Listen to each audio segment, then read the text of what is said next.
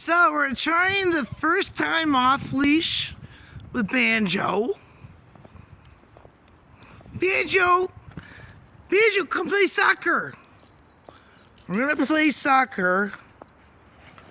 This is the first time that Banjo's been outside with me without the long leash.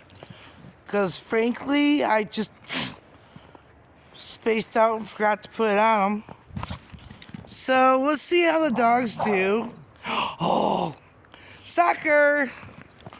So we got the Australian team, Frida and Libby. We got an Australian Shepherd, Australian Cattle, Pit. They're all mixed. American Pit. Get it. Get it. Yeah, I totally flaked out. I forgot putting the leash on him. So, he's been doing really great today. Having fun. What? We're getting a fair amount of snow. Frida's like delay of game penalty, hugging the ball. Yeah. Okay, come on. Come on, guys. Oh, he's running. Oh. Get it.